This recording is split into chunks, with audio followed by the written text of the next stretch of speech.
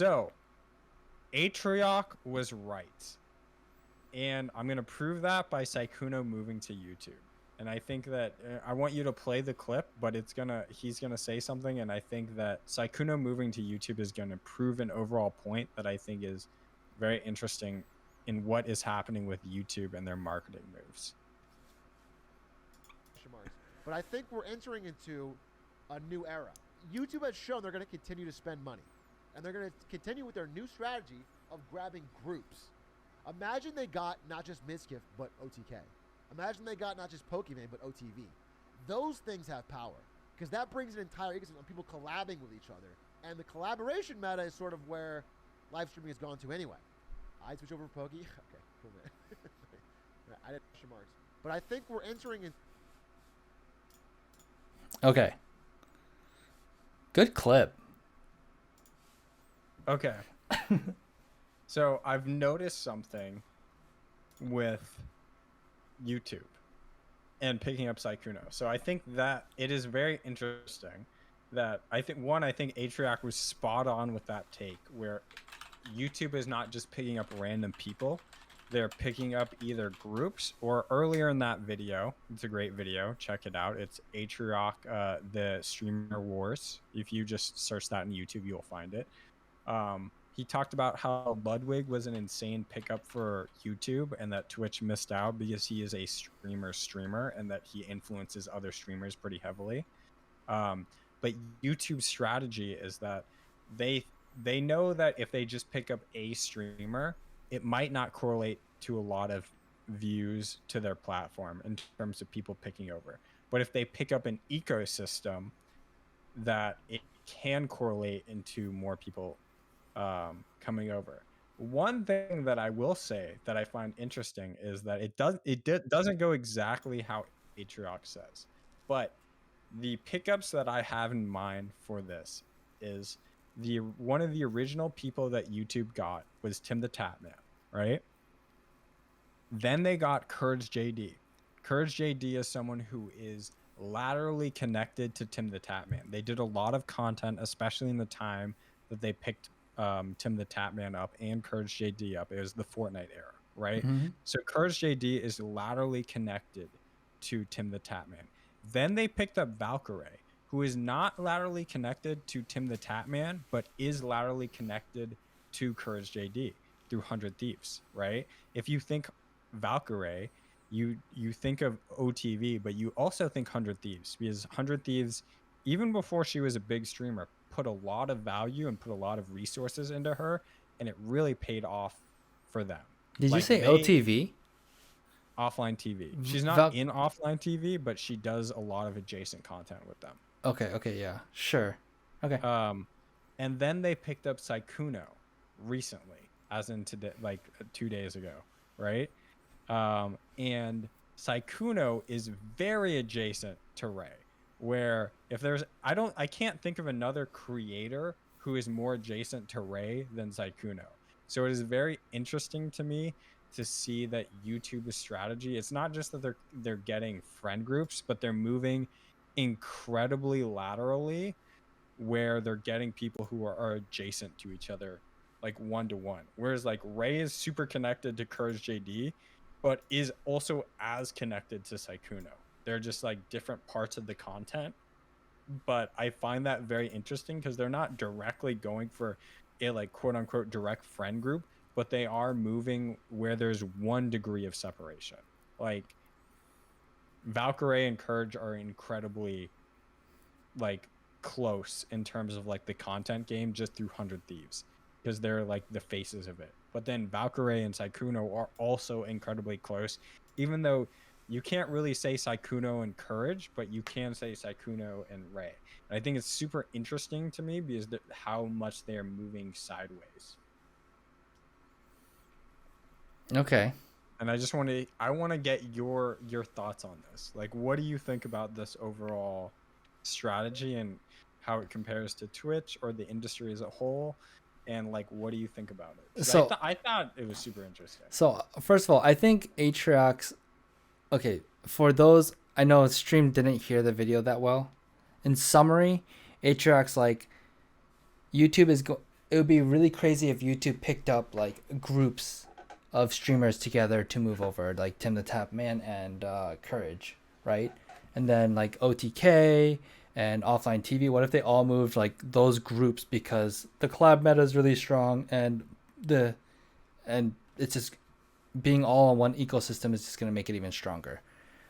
So I kind of feel like your explanation is a little like Tinfoil Hattie? yeah, a little too much is. because I think what happens is like I bet YouTube reached out to everybody in those groups and a lot of Twitch streamers, and then just some said yes, some said no. And so I like, agree, mhm. but I also think that the deals that they were probably provided are different. And the Sure, fact that you're seeing Skykkuno, who's also kind of attached to Ludwig too, yeah, right? they're like best Like, buddies. yeah, they're not like I know, best buddies, but but I like definitely streamer do best think that, buddies. yeah, I think that YouTube is probably presenting Skykkuno a way bigger deal because he's attached to these names than if he wasn't. So I'm assuming that YouTube is presenting a lot of deals to a lot of people, but if you do have an angle where you have 1 degree of separation from someone who's already a YouTube partner in terms of streaming. I think that the deal that you will get is way bigger.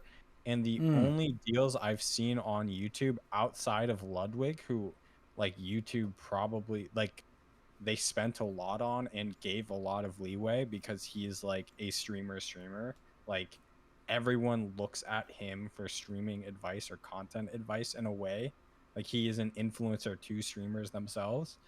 Um, every other pickup that I see that they're buying out of Twitch has always been 1 degree of separation from another person who's already on I YouTube. mean, that's a thing though. Like the 1 degree of separation. I think there's so many top creators that like it's hard to be further than a 1 degree of separation. That's why I feel I like it's. disagree. I mean, it's Okay, so like if you look at like the the big bubble. game the poker game, Uh right? huh. That Ludwig did, right? Ninja is more than 1 degree of separation for Ludwig, even though he did a poker event. I would say that's like a 2nd degree because he's Okay, in the sure. content bubble, but he's not in the inner circle, right? Yeah. And that's what I mean. Where it's like everyone is connected, but there's also an inner circle of creators, right? Mm-hmm. And I would say that everybody is, and it's in order too. So Courage was in the inner circle of Tim the Tap Man, right? And then Valkyrie was in the inner circle of Courage very directly. And I'm pretty sure that was the next big pickup for YouTube. I mean, Right? so I think there's a few other variables. Like we have to talk about who's the agencies that are representing, who's the agent that represents these people too, which I don't know enough information about, and I probably could look it up, but I don't know. I think again, also it's like other variables like who is more business savvy slash just really loves the Twitch community and the vibe of Twitch, because they're like Twitch has a really strong community. It was painful for Ludwig to leave to YouTube because he really that's why he made the extension for YouTube, so it feels like Twitch. So I think like people that are more savvy and pushing it harder and trying to grow more as a business and like are the ones that are making those moves and changes, because YouTube is just the better way to do the future of content and live streaming, like we talked about on like episode 1 or something, right? So I think like that is more of the common thread, but obviously 1 degree of separation, these are people that are talking to people about the move. Ludwig said he talked to every single person that like his mom, his aunt, in addition to like Mizkiv and all these other streamers about this. So they're all talking about it anyway. Therefore, and they have shared agents or they have different agents. So once someone moves, everyone's like, huh, Ludwig made the move or Courage made the move. Well, now I'm curious. I'm going to talk to Courage about it. They're like, wow, YouTube treats you so much better than our crappy Twitch account managers or whatever. So I think it's not, I don't know what's going on with YouTube. I would assume YouTube has reached out to a lot of people. I don't think they necessarily are just focusing on bubbles, But I think because of outreach from agents, shared agencies, and just communications, and everyone being in like their friends and 1 degree of separation, it's like all those things happening, and it's not like a tinfoil hat thing, but YouTube is definitely taking advantage of it. And yeah, you might be right. Maybe the thing is, I could see that the deals might not be as attractive based off of like how big they are and the collaborations that they have and how much they could bring to the platform of YouTube.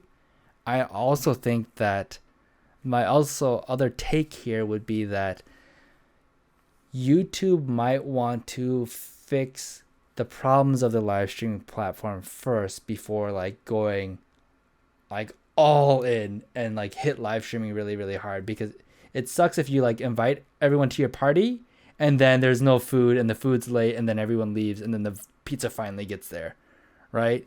Yeah. Okay, so one, I completely agree with everything you're saying, and I think you're probably right. Where it's definitely like, I know Ludwig said that he knew Skykkuno was moving to YouTube before it was announced, because he talked to Skykkuno about him moving to YouTube, and then when Skykkuno was going to move to YouTube, Skykkuno asked Ludwig about it, so Ludwig already knew. So there's definitely, it's very more likely possible than even what I would that like there's just an inner circle bias that makes it more likely to accept these deals. I still would like to believe that YouTube is targeting these, like targeting or giving better deals to people, but also it's just very interesting to me that as terrible as YouTube streaming is, almost, they're still stealing these creators away. Yeah. And I greatly think, like, I do think it's going to become a snowball effect where over time you're just going to see, like, if you can get Skykkuno right now where YouTube is at compared to Twitch, is it's already been shown that like your viewership is probably not going to dip, even though like even though the platform isn't well built out as much, right? So it's like, I don't know, dude. I really do not think Twitch is gonna gonna suffer. Yeah, like I think YouTube is definitely gonna take over Twitch, like especially within like 2 years. I had a tweet about it in December that I'm very proud about, that I'm like, yeah, YouTube is gonna take over Twitch. This is phase 1. Phase 2 is gonna be, you're gonna see a bunch of other creators coming over. Skykkuno is the first one since that tweet, so I'm like, yeah, let's go. Disguised Toast says he knows 5 other Twitch streamers that are coming over too. Yeah, dude. Like, I think the other part about that is like, I think that's what and Atrioc says this in the video, so I don't want to like steal too much credit for him. But when they took Ludwig, who is a influencer's influencer, like other influencers look at him to like think about how they want to do content, or he talks about marketing and content very transparently on his stream, so people like look at him, and he's very connected in all the industries or categories. You have a proof of concept. So then when you have Ludwig moving and then succeeding, and then you're going to have Skykkuno, you see another person, and then if Skykkuno succeeds as well or even stays the same, it's going to be like, oh, why should I stream on Twitch? Especially now that you're hearing news that like Twitch is lowering their percentages, you know? Like YouTube is moving in one direction and Twitch is moving in the opposite direction. And it's not like a different direction, like we're going to no, it's like a negative direction. It's like exactly. Like they're being like, YouTube is like, hey, looks like we will pay you and your viewership isn't going to decrease. And Twitch is like, we're going to give you worse splits. Like, so yeah, anyway, I don't want to spend too much on this topic, since I know we still have one more to burn through, but that I just was curious on your take. Yeah, no, I think like I think this will be the last topic. We don't have time for another one, but so just to add on to it, the rest of the Ludwig video talking about Skykkuno, like the most interesting thing that I heard from that is, even though his concurrent views are lower on stream, like his VOD views are higher. And Ludwig was saying, and this is only for like big streamer problems. The thing about the Switch is that when he does a big event, he's able to get more views, because we talked about this on a previous episode too. Like the future of live stream is like event based, like doing big things rather than just like showing up and playing games. And because of the ecosystem of all being on YouTube, when he throws those events and his contract deal, like not having to stream as many hours and all this kind of stuff, he's able to throw more events and just gain more views and more money and more attention, just generally net gain with everything just being on YouTube. Well, one thing I'll call out is I think he specifically said that he actually thought he would peak more viewership on Twitch for the poker event.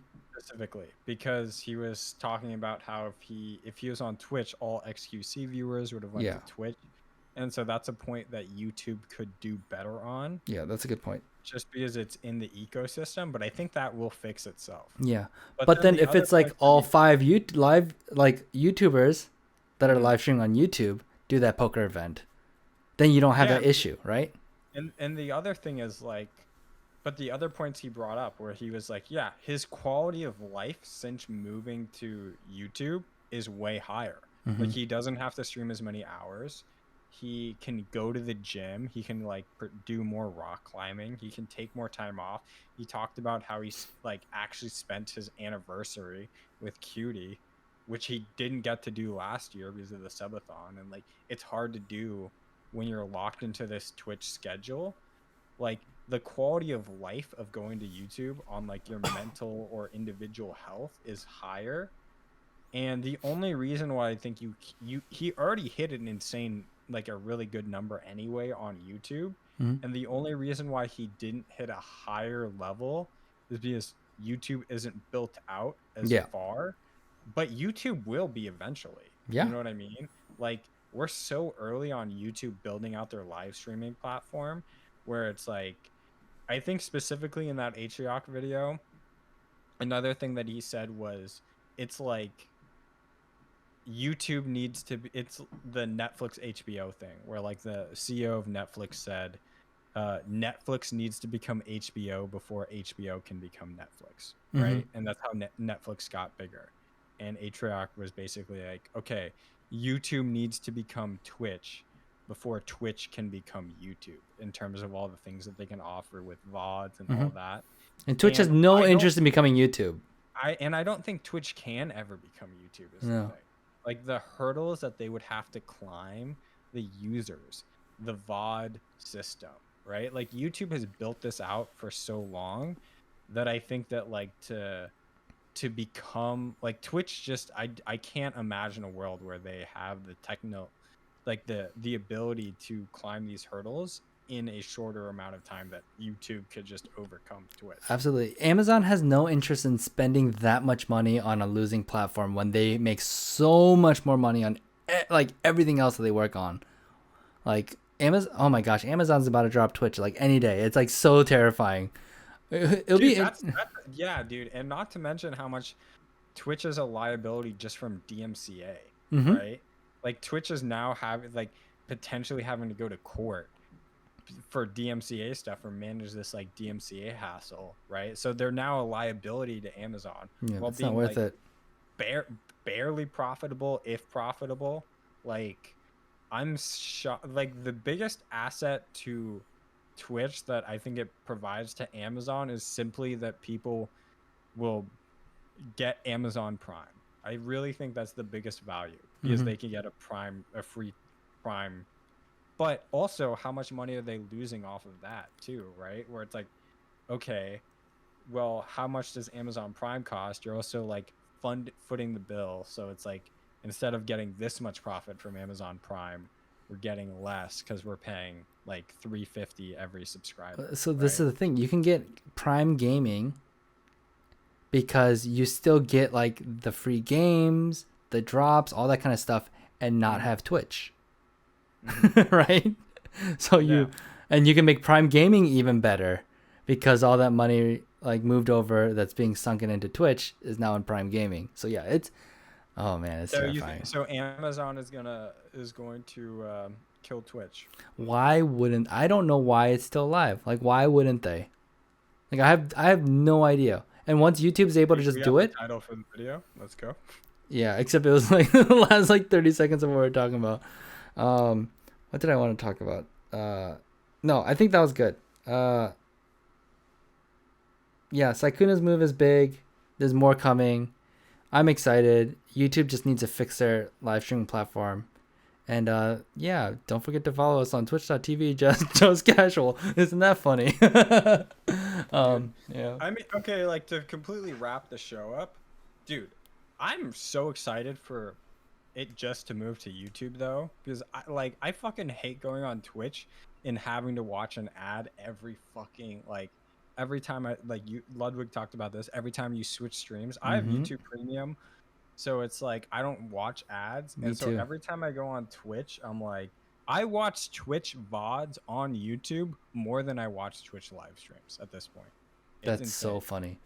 Yeah, so I'm very happy for our for YouTube to just take over Twitch. I'm a little sad because of the culture, and I've been on Twitch and I streamed on Twitch, but like knowing that the move isn't going to be in a day, it's going to be slowly, I'm happy for it. If it was like tomorrow, it'd be jarring, but if they can transition it smoothly, I think it'll be a better experience for me. Even Ludwig, I never watched Ludwig on Twitch, but I watch him on YouTube. So Exactly. yeah.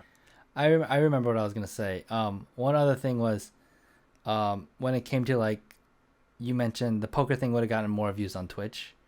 The other thing is like, but Net he still is getting more views on YouTube, and he showed like the graph where like his worst month on YouTube was like March was still better than the views he got like while he was on Twitch, even though he got better live streaming numbers. Oh no, Total yeah, his views. YouTube VOD views. Yeah.